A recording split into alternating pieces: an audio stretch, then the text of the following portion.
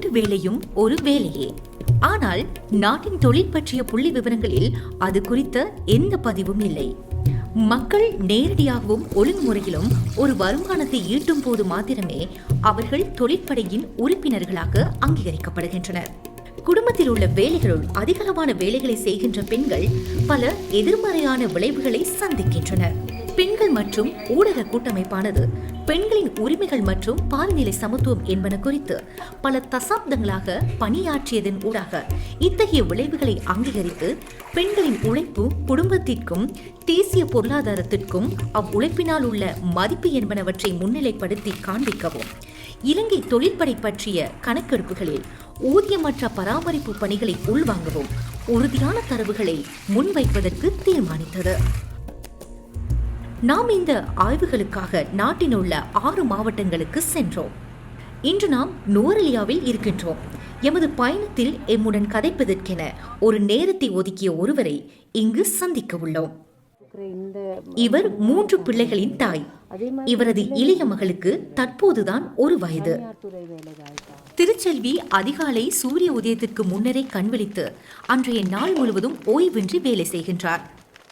அவை அனைத்துமே அவளது குடும்பத்தை கவனித்தல் பற்றிய வேலைகளாகும். அது ஒரு பராமரிப்பு பணி. வீட்டில் அவள் அந்த பராமரிப்பு பணிக்காக எந்தவித ஊதியத்தையும் பெற்றுக்கொள்ளாத காரணத்தினால் அது ஊதியமற்ற பராமரிப்பு பணி என அழைக்கப்படுகின்றது. கஷ்டமான சூழ்நிலைகளிலும் கூட அந்த பணி எப்போதும் செய்யப்படுகிறது. அதனால் அந்த பணி சாதாரணமாக எடுத்துக்கொள்ளப்பட்டது.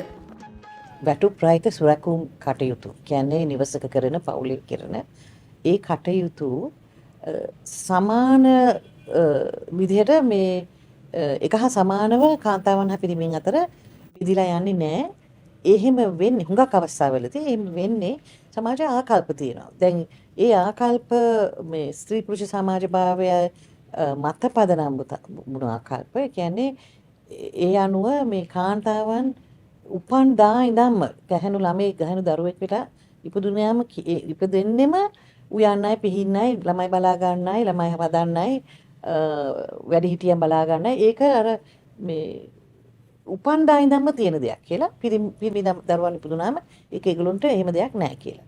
අසාමාන්‍ය ලෙස බෙදී තියෙන වගකීම් අද 21 වෙනි සතවර්ෂයේදී ඒක ඇත්තටම ප්‍රායෝගික නැහැ. ඇත්තටම අසාධාරණයි. இத்தகைய சமத்துவமின்மையை நிவர்த்தி செய்வதற்காக பெண்கள் மற்றும் ஊடக கூட்டமைப்பு இலங்கையில் ஊதியமற்ற பராமரிப்பு பணி பற்றிய இந்த விரிவான ஆய்வை முன்னெடுப்பதற்கு சமூகவியலாளர்கள், பொருளாதார வல்லுநர்கள் மற்றும் மாவட்டங்களில் உள்ள பங்காளர் நிறுவனங்கள் ஆகியோருடன் ஒன்றிணைந்து செயற்பட்டது. இது ஊதியமற்ற பராமரிப்பு பணியை அளவிடுவதற்கும் மதிப்பிடுவதற்கும் அத்துடன் அதனை வெளி உலகத்தின் பார்வைகளுக்கு புலப்படுத்துவதற்குமான ஒரு முயற்சியாகும். நாம் ஒவ்வொரு குடும்பத்தையும் பற்றிய தகவல்களை சேகரிப்பதற்கென ஒரு வினாக்கொத்தை பயன்படுத்தினோம். பின்னர் ஒரு வாரத்தில் குடும்பத்தில் அன்றாடம் நிறைவேற்றப்பட்ட ஒவ்வொரு பராமரிப்பு செயற்பாட்டிற்கும் எடுத்துக்கொள்ளப்பட்ட நேரத்தை விவரமாக குறிப்பதற்கு நாம் ஒரு நாட்குறிப்பை பயன்படுத்தினோம். வேலையில் ஏற்படும் பருவகால வேறுபாடுகளையும் உள்வாங்குவதற்கென ஆங்காங்கே விடப்பட்ட இடைவெளிகளுடன் சேர்த்து 2 நாட்குறிப்புகள் நிறைவடைந்தன. අපිට මේක වැදගත් වෙන්නේ විශේෂයෙන්ම කාන්තාවන්ගේ ශ්‍රමය සම්බන්ධව විවිධ ප්‍රවාද තියෙනවා. ඒ ඔක්කොම ප්‍රවාද ඇත්තටම තියෙන්නේ ඍණාත්මක ප්‍රවාද. ඒ කියන්නේ ඒ අපේ රටේ මේ නිෂ්පාදනයට රටේ තියෙන සේවාවන් වලට වැඩි දායකත්වයක් නැති විත්‍ය තමයි මේ ප්‍රවාද වලින් කියවෙන්නේ. ඉතින් මේ ප්‍රවාද ඇත්තටම ඊටාම අහිංසක ප්‍රවාද නෙමෙයි. ඊටාම ගැඹුරු ප්‍රවාද. ඒ ප්‍රවාද නිසා කාන්තාවන් කවුද, කාන්තාවන්ගේ ශ්‍රමය කුමක්ද, කාන්තාවන්ගේ තියෙන අයිතිවාසිකම් කුමක්ද, මේ හැම එකම මේ ප්‍රවාද නිසා එයාට යම්කිසි ඍණාත්මක බලපෑමක් ඇති වෙනවා. බාහිර තැනක ගිහිල්ලා පඩියකට රැකියාව නොකලත් එයා ගෙදර කරනවා කිසියම් සේවාවක්. ඒ සේවාව කිරීම නිසා ඒ ගෙදරට මිලදී ගන්න සිදුවෙනා වූ සේවාවන් ඇයගේ සේවාවන් නිසා නැති වෙනවා. ඒ කියන්නේ අය රාජ්‍යයේ නැත්නම් මුළු අපේ සමාජයේ තියෙන සංවර්ධනයට අවශ්‍ය ශ්‍රමදායකත්වය තමයි අය දක්වන්නේ. ඉතින් ඒක අපිට ස්ටැටිස්ටික්ස් වල පේන්නේ නැහැ. ඉතින් මේ තේරුම් ගන්න තමයි අපිට මේ අධ්‍යයනයක අවශ්‍යතාවය තියෙන්නේ. படிச்சுட்டு ஏதாவது ஒரு ஜாப் செய்யுங்கிற எண்ணத்தில் தான் நாங்கள் படித்தோம். படிப்புன்னா 10 மட்டும் படிச்சுட்டு வீட்டில் சரி நம்மளோட வீட்லேயும் கஷ்டம், நாங்கள் 5 பேர் அம்மா கொஞ்சம் சோமில்லாதவங்க. அவங்க சொன்னால் அவங்களுக்கு வந்து ஹார்ட் அட்டாக் மாதிரி இருந்திருந்தாக்கில் மலையத்தில் வேலை செஞ்ச வாக்கில் வீட்டுக்கு கொண்டு வந்துடுவாங்க. பார்த்துக்க ஆள் இல்லை. 7 மணி பஸ்க்கு பெரிய மக போயிடுவாங்க. 2வது 7:30 ஸ்கூலில் விடணும். அதுக்கு பிறகு தான் நான் கொண்டு போய் கிரேச்சில் விட்டுட்டு 8 மணிக்கு இடையில நான் வேலைக்கு போவேன். சமாளிக்க இயலாது என்னால். அதனால தான் நான் மலையகத்துக்கு வேலைக்கே போனேன். வேலைக்கு போகிற நோக்கம் வீட்டில் உள்ளவங்களுக்கு விருப்பம் இல்லை. ஸ்டேட்டில் வேலை செய்கிறது வீட்டில் உள்ளவங்களுக்கு அறவே விருப்பம் இல்லை. என்னோட எதிர்பார்ப்பில் தான் நான் போனேன். வேலை செஞ்சால் இப்போ கொஞ்சம் இந்த மாதிரி பின்னுக்கு நன்மைகள் இருக்கும் தானே பிள்ளைகளுக்கு. நம்மளுக்கு இல்லாட்டி பிள்ளைகளுக்கு ஒரு நன்மை இருக்கும் தானே. ETF அதெல்லாம் பிடிக்கிறாங்க. பிள்ளைகளுக்கு தேவைப்படும் தானே பிற்காலத்துக்குன்னு சொல்லி தான் வேலைக்கு போனேன். பிள்ளைகள் வந்து இப்போ நான் அது வந்து சேலரியில் பிடிச்சி வந்துடும். கிரேச்சுக்கு போடுற பாபாவுக்கு 1770 ரூபான்னு பிடி போட்டுரும். இப்போ கொஞ்ச நாளாக வேலைக்கு போவேன். நான் பிரித்து பிள்ளைகளை பார்த்துக்க ஆள் இல்லை. பிள்ளைகளை கிரேச்சியும் மூடி ஸ்கூல் போக நேரம் பாபாக்கிட்ட விட்டுட்டு தான் வேலைக்கு போனேன். ஸ்கூல் தொடங்கின பிறகு யாரும் இல்லை விட்டுட்டு போகிறதுக்கு. நான் இருந்து தான் பாபாவை பார்த்துட்டு இருந்தேன். ஹஸ்பண்ட் வந்து கொஞ்சம் ட்ரிங்க்ஸ் பண்ணுவார். ஆனால் சரியான கஷ்டம். வெளியில் வேலை வந்து சரியான கஷ்டம். அவரால் நெஞ்சு வருத்தம் இருக்குது அவருக்கு. அவர் வந்து கிளினிக் பேஷண்ட் ஒன்று தான். கஷ்டப்பட்டு வேலைலாம் எதுவும் செய்ய இல்லாத அவருக்கு பெருசாக. வீட்டு வேலைக்கு உதவிக்கு யாரும் அப்படி இல்லைங்க சார். அப்படி உதவி செய்யணுமா இருந்தால் அவங்களுக்கு நம்ம ஏதாவது உதவி செய்கிற மாதிரி இருக்கணும். அங்கே ஒன்று காசு கொடுக்கணும். ஏதாவது உதவி செய்கிற மாதிரி நமக்கு அந்த நிலைமையில நான் இல்லை.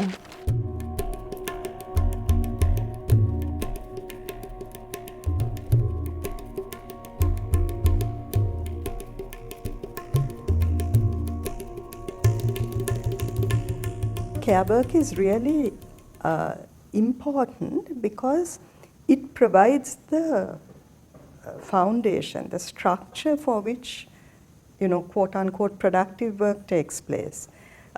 If you didn't have somebody that cooked your meals, that washed your clothes, that, looked after children and looked after the elderly and so on, much of public life couldn't function.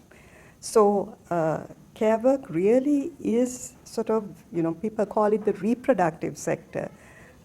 And it's really what reproduces life on a daily basis, as well as, of course, reproduces life, But there wouldn't be, if there's no care sector, if there's no unpaid sector, there's no possibility of a labor force as well. தெரிவு செய்யப்பட்ட 61 பேரின் ஆழமான நேர்காணலுடன் 840 வினாக்கொத்துக்களையும் நாட்குறிப்புகளையும் நாம் பின்தொடர்ந்து பார்த்தோம். சுஜானி தனது உயர்தர பரீட்சையில் சித்தி அடைந்த போது உயர்கல்வி கற்பதற்கான செலவில் திருமணம் செய்து கொள்ள தீர்மானித்தாள். அவள் இப்போது அதற்காக வருந்துகின்றாள். ஆனாலும் அவள் தனது கல்வியை ஓரளவுக்கு பயன்படுத்துகின்றாள். அவளது கிராமத்தின் சமுர்த்தி குழுவின் தலைவி என்ற வகையில் அவள் தனது சமூகத்திற்கும் உதவும் அதேவேளை தனக்கென ஒரு சிறிய தொகையையும் அதன் மூலம் வருமானமாக ஈட்டுகின்றாள். පොඩි කාලේ හොඳට ඉගෙනගෙන ටීචර් කෙනෙක් වෙන්න ආසාවක් තිබ්බේ. ඒ ඔක්කොම ඉතින් දැන් බොඳ වෙලා දැන් නෑ මුකුත්. පැය 24ම වැඩ තමයි අර උදේ නැගිටපෙලේ ඉඳන් ඉන්දට නිකන් ඉඳ ගන්නවත් වෙලාවක් නෑ නිදහසේ. මට හිතෙනවා සමහර වෙලාවට ගෙදර වැඩට අපිට ලැබෙන රෙස්පෙක්ට් එක මදිද කියලාත් හිතෙනවා. අපි තනියම මේවා කරගෙන ඉද්දි උදව්වක් හම්බුණා නම් තව හොඳයි කියලා හැම වෙලාවෙම හිතෙනවා. අපේ එක්කෙනා මේ කැමති නෑ දූවිලි ගා ගන්න කුණු ගා ගන්න කැමති නෑ. ඉතින් තරහේ මං තනියෙන් අර වීවුර කරගගෙන ඇවිල්ලා ඇදලා දාගෙන ඒව කරගන්නේ ඔක්කොම. ඊට පස්සේ හැබැයි හවසට අයිස්ක්‍රීම් එකක් හරි ගෙනල්ලා දෙනවා. මගේ දුවට මම කියන්නේ මම වගේ ගෙදරකට කොටු වෙලා ඉන්නේ නැතුව ඉගෙනගෙන හොඳ රස්සාවක් කරලා සමාජයට ගිහිල්ලා ரெஸ்பெக்ட் එක හොඳ විදිහකට ජීවත් වෙන්න මේ. ஆமினா உம்மா மட்டக்களப்பில் வசிக்கின்றார். அவரது சமூகம் பல ஆண்டுகள் நீடித்த வன்முறைசார் இன மோதலில் இருந்து இன்னும் மீண்டு வருகிறது. மீன் விற்பனை செய்யும் தனது கணவனின் வருமானம் தன்னுடைய பிள்ளைகளுக்கு கல்வியை தொடர்வதற்கு போதாதுள்ளது என்பதை அவள் உணர்ந்த போது குடும்ப மரமுறிவைக்காக பெற்றுக்கொண்ட ஒரு காணி துண்டில் பயிர் செய்கை செய்வதற்கு தீர்மானித்தாள். அந்த காணிக்கு அவளது வீட்டிலிருந்து பேருந்தில் சுமார் 1 மணித்தியாலம் பயணிக்க வேண்டும். அது அவளது வேலை பளுவை அதிகரிப்பதற்காக காணப்பட்ட போதிலும் அவள் அதனை செய்தாள். யாருடைய உதவியும் இல்லாமல் அவள் அதனை செய்திருக்க வேண்டும். அதில் நான் வந்து காடு வெட்டி குடில் கட்டி வேலி கட்டி பயிர் செஞ்சு கொண்டிருக்கிறேன். நான் இதில் மரவள்ளி கொஞ்சம் போட்டேன். மரவள்ளி போட்டிருக்கேன், மற்ற கஜு கொஞ்சம் போட்டிருக்கேன், பைத்தை, வெண்டி, கத்தரி, கொச்சி, சோளம் கொஞ்சம், மற்ற அந்த அவரை வகைகள் ஒரு 5-6 தானியங்கள் அது போட்டிருக்கேன். நான் குடிக்கிற தண்ணி எடுத்தால் மற்ற பாவனைக்கு கொடுக்கறது கஷ்டமாக போயிட்டு எனக்கு. அதால் நானே மடு கொண்டு வெட்டி தண்ணி எடுத்தேன். மற்றது நான் 2 நாள் 3 நாளைக்கு போகக்குள்ளே காய்கறி கிடைக்கும். அந்த காய்கறிகளை பிச்சுட்டு போவேன். பிச்சுட்டு போனால் என் ஹஸ்பண்ட் மீன் வியாபாரம் பண்ணுறவர். அந்த மீன் வியாபாரம் பண்ணி லைனில் போய்த்துட்டேன். நான் இங்கேருந்து போகிறவங்களே அவர் போய்த்துட்டாருன்னு சொன்னால் நான் அந்த பக்கத்து கிராமத்துக்குள்ளே உள்ள மனுஷர்களுக்கு நான் கொடுப்பேன். One of the things I found really striking in the research, especially when we were asking women to describe their everyday, was that women of different ages also needed some time for leisure to relax. And unlike men, where it's publicly it's okay in the home that men can be in public space for their leisure or relaxing in a kind of everyday sense. It could be hanging out at the tea shop, it could be going to play football, it could be going to read the newspapers. That was seen as okay. For women, there is no such kind of acceptance in an everyday sense. But women did find that time for themselves, and that was really striking for me. For example, one of the women we spoke to, it was late at night when she went to kind of wipe down her cow, and she would sit and talk to her cow about her day, and she said that was very relaxing for her. Or early morning she would wake up and listen to the radio while she prepared the food to be sold that day. That was her time of relaxing. And another woman said she went for classes to Colombo. She has 2 kids. She does all the kind of caring work in her home. Then she gets on a bus in the night and she goes for classes on the weekend.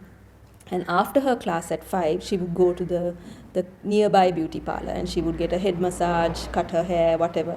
And that was her time for herself. But she has to leave her home and her community to another place, to Colombo, to be able to even have that space and not be questioned about it or not be judged for it. கடுமையான எலும்பு நோயினால் இயலாமைக்குள்ளாகிய மகனை பராமரித்து வரும் சந்தியாவால் மன அழுத்தத்தில் இருந்து தான் விடுபடுவதற்கான தேவை வலுவாக உணரப்பட்டது. ගෙදර වැඩම කරලා ළමයාගේ වැඩම කරලා පීඩනයට පත් වෙනකොට අපේ මනසට නිදහසක් වෙන්නේ. ඒකට තමයි මම මල් හදන්නේ.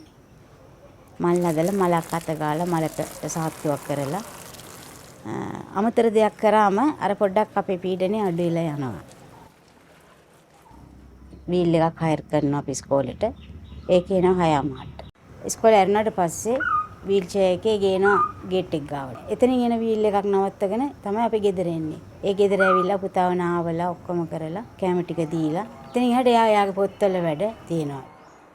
මම පාන්දර 4ට මෙහෙන් දරුවා වෙද මහත්තයා ගාවට ගෙනියන්නේ. ගෙනියලා එයාට බෙහෙත් අරගෙන ඒවා කරගෙන ආපහු දරුවා අරගෙන එන්නේ.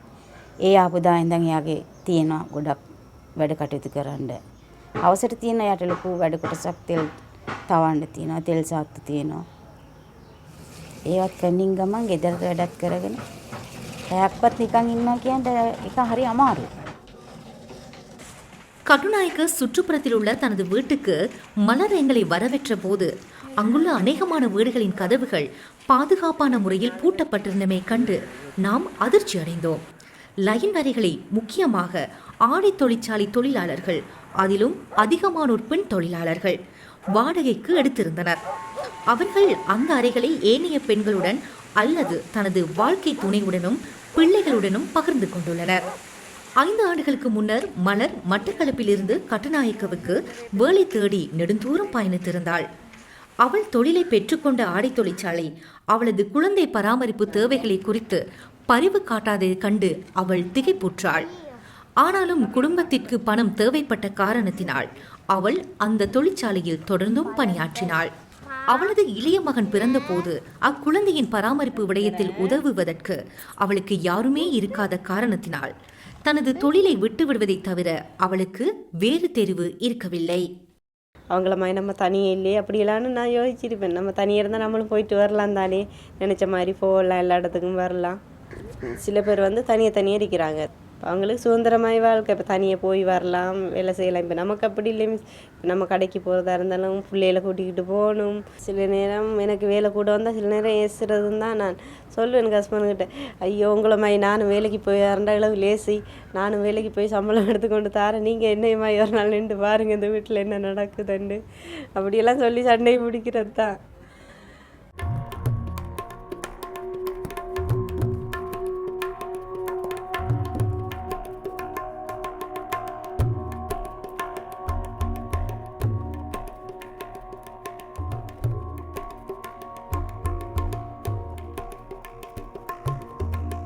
So we are 52% as women, we are 52% of the population, but we're also 56% of the voter base, right? But how much of what happens in our lives or in terms of like care work or the things that women do is like the decisions that are made around these, around our lives, how much of that is being made by a very patriarchal system is something I think that we need to question. For women in politics, for instance, you still have to be the good politician, but you have to be, in order to be the good politician, as a woman, you have to be the good mother and the good wife. Whereas men aren't held to that same standard. Nobody comes in for a political meeting. No man goes into a political meeting and is asked, who is looking after your children today? But to every woman, we will ask, who is looking after your child today? Or how did you manage it? Or is your husband happy with your choice to be in politics? So whether it's kind of clothing we're talking about, travel, education, about health, access to health, all of these decisions are decisions that women need to be making for themselves, about themselves. But most often than not, they're made in the political space by predominantly men. ஆய்வு மற்றும் விழிப்புணர்வு உருவாக்கம் ஆகிய இரு விடயங்களையும் உள்ளடக்கிய இந்த நிகழ்ச்சி திட்டத்தை கோவிட்-19 பெருந்தொற்று பரவல் மற்றும் அதனை தொடர்ந்து வந்த முடக்கம் ஆகியவற்றிற்கு ஏற்ப மாற்றியமைக்க வேண்டியிருந்தது. அந்த காலப்பகுதி குடும்ப வன்முறைகள் பற்றிய செய்திகளுடன் சேர்த்து பெண்கள் மீதான வீட்டுப் பணிகள் பற்றிய அழுத்தமும் அதிகரித்த காலப்பகுதியாக காணப்பட்டது. மாவட்ட மட்டத்தில் உள்ள எமது ஆய்வு பங்காளர்களுடன் ஒன்றிணைந்து கோவிட் பெருந்தொற்று சூழலில் ஊதியமற்ற பராமரிப்பு பணியுடன் தொடர்புடைய குறிப்பாக சவால்கள் மற்றும் பிரச்சனைகள் பற்றிய சமூக ஊடக கலந்துரையாடல்களை நாம் நடத்தினோம். இணையவழி மூலமான அந்த கலந்துரையாடல்கள் கிராமப்புற பெருந்தோற்றம் மற்றும் போரினால் பாதிக்கப்பட்ட சமூகங்களில் உள்ளவர்களுடனும் ஆடை தொழிற்சாலையில் பணியாற்றும் தொழிலாளர்களுடனும் அத்துடன் மாற்றுத்திறனாளிகளுடனும் நடத்தப்பட்டன. குடும்பத்தினுள் ஊதியமற்ற பராமரிப்பு பணி பற்றிய ஓர் உரையாடலை தோற்றுவிக்கும் பொருட்டு சிறுவர்களுக்கான சித்திர போட்டி ஒன்றை நடத்துவது பற்றிய யோசனை ஒன்றையும் நாம் முன்வைத்தோம். அதன் காரணமாக ஊதியமற்ற பராமரிப்பு பணியின் முக்கியத்துவம் மற்றும் பெருமானம் பற்றிய சிறந்த புரிதலுக்கான வாய்ப்பொன்று அமைந்தது. ඊට කලින් අවුරුද්දේ තමයි අපේ අම්මා මේ පිච්චුනේ. පිච්චිලා ඉස්පිරිතාලේට අරන් යන්න උනා මට අපේ අම්මාව. ඊට පස්සේ දවසේ මට ඉස්කෝලේ යන්න ඕන වුණා. දැන් ඉස්කෝලේ යන්න බලද්දි මට දැන් වෙනදා තියෙන දැන් කෑම නැහැ. එතකොට අයන් කරපු යුනිෆෝම් එකවත් නැහැ. මොකක්වත් තිබ්බේ නැහැ ඒ අවස්ථාවේදී. මොකද අපේ අම්මනේ ඔක්කොම කරන්නේ. දැකලා පුරුදු වෙලාද හින්දා දන්නේ. සාමාන්‍යයෙන් දැක්කට අපි ඒක ගැන මොකක් හරි ඇක්ෂන් එකක්වත් මොකක්වත් ගන්නෑ. ඉතින් මට කියන්න තියෙන යාළුවන්ට ගැන දැනුවත් වෙන්න. එතකොට ඒගොල්ලන්ගේ යාළුවන්ට දැනුවත් කළා සාමාන්‍ය වෙනසක් ඇති කරන්න කියලා. சித்திர போட்டியை தொடர்ந்து அந்த சித்திரங்களை உள்ளடக்கிய கண்காட்சி ஒன்றும் நடத்தப்பட்டது. சித்திர போட்டிக்காக நாம் விண்ணப்பங்களை கோரியதும் அது பற்றிய மேலதிக தகவல்களுக்காக எமக்கு பல தொலைபேசி அழைப்புகள் வந்தன.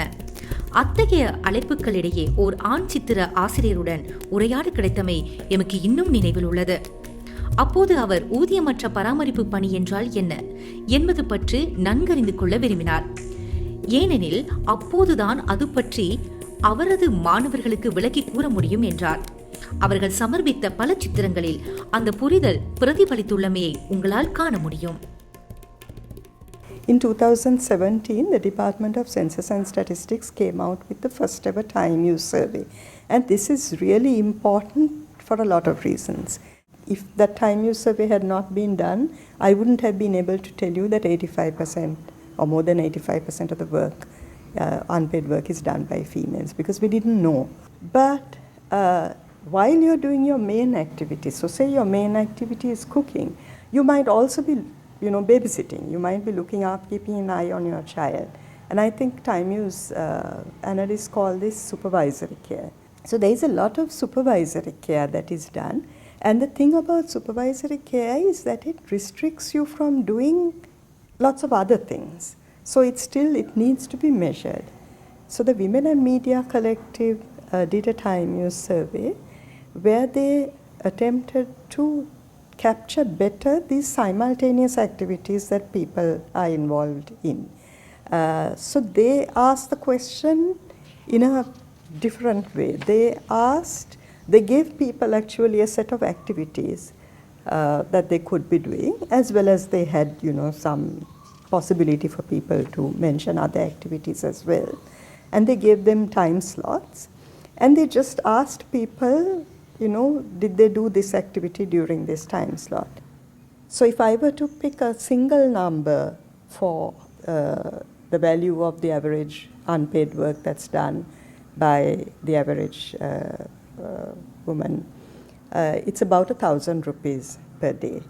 And if we work this out as a percentage of per capita GDP, that's about 50% of GDP, of per capita GDP.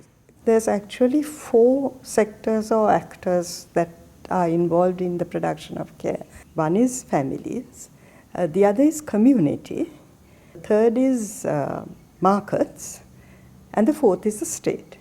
So if we want to reduce the amount of unpaid work that's been done within the family, these other sectors have to step up. I think there needs to be a conscious effort to have services for care work. What I mean specifically would be daycare centers, drop-in centers for example, for people with disabilities during the day, so that the women who are caring for them also can then study, can go out for other work, can be employed, etc. Practical support like for the elderly, services for the elderly, so that the care work, the state also takes responsibility to provide those services and provide support for women who are doing that services, that service, that work in the home. දැන් හුඟක් වෙලාවට අපි බලුවතින් විශ්වවිද්‍යාලයේ පුහුණු ලැබුවා හෝ වෙනින් ක්ෂේත්‍රයක පුහුණුකම් ලැබලා කියමුකෝ අපි ඒකාන්තාව රැකියාවක් කරන්න පටන් ගන්නවා. නමුත් ඒකාන්තාවට දරුවෙක් ලැබුණාම පළමුවම එයා හිතන්නේ ඒ රැකියාවෙන් අස් වෙන්න ඕනේ කියලා. මොකද ළමයා බලා ගන්න කවුරුත් නැහැ. අපි මං හිතන්නේ අවධානය යොමු කරන්න ඕනේ කොහොමද මේ කාන්තාවන්ට තමන්ට වැටුපක් ලබා ගන්න පුළුවන් රැකියාවකට යන්න ඉඩ හදන්න කියලා. ඉතින් මේ දරුවන් බලා ගන්න ක්‍රේෂ් කියනවා, මොන්ටිසෝරි කියනවා, චයිල්ඩ් කෙයාර් සෙන්ටර් කියනවා, right? එතකොට ඒවා වල ප්‍රමිතීන් තියෙන්න ඕනේ. ඒවා තිබෙන ඒ වගේම ඒ කාන්තාව එක්ක එයාගේ ගෙදර ළඟ වෙන්න පුළුවන්. එහෙම නැත්නම් එයා වැඩ කරන ස්ථානය ළඟ වෙන්න පුළුවන්. එහෙම නැත්නම් ඒ වැඩ කරන ස්ථානයේම වෙන්න පුළුවන්. මෙවැනි සේවාවන් පහසුකම් ලංකාවේ අවශ්‍ය තරමට තියෙනවා. ඇත්තටම අවශ්‍ය තරමට නැහැ. අපි බැලුවොතින් රජයේ මට්ටමේ වුණත් ප්‍රාදේශීය මට්ටමින් හෝ මේ පළාත් මට්ටමින් හෝ එහෙම නැත්නම් නගර සභාවල බැලුවාම යම් කියන්නේ ප්‍රයත්නයක් තියෙනවා මේවා කර දිය යුතුයි කියලා. නමුත් ඒ සඳහා ආයෝජනය කරන பட்ஜெட் එකකින් දෙන සල්ලி හරිම ටිකයි. கொஞ்சம் வசதி வாய்ப்போட இருக்கும். இக்கணக்கெடுப்பு எம் அனைவருக்கும் ஓர் கற்றல் அனுபவமாக இருந்து வருகிறது. ஊதியமற்ற பராமரிப்பு பணியின் தன்மை மற்றும் விளைவுகள் குறித்து நாம் அதிகம் அறிந்துள்ளோம். உதாரணமாக பால்நிலை சமத்துவத்திற்கு அது ஒரு தடையாக இருப்பதை எம்மால் தெளிவாக பார்க்க முடியும். அது ஒரு பொருளாதார மற்றும் சமூக பிரச்சனையாகும். நாம் தனிநபர் மீதான ஊதியமற்ற பராமரிப்பு பணி சுமையை குறைக்க வேண்டும் என்பதுடன் அதனை குடும்பத்தினுள்ளும் சமூகத்தினுள்ளும் தனியார் துறையினுள்ளும் மற்றும் அரசு துறையினுள்ளும் மீள்பகிர்வு செய்யவும் வேண்டும். பெண்கள் மிக சிறந்த சுய உரிமை பெறுவதற்கு அவர்களுக்கு தேவைப்படும் மாற்றம் இதுவாகும்.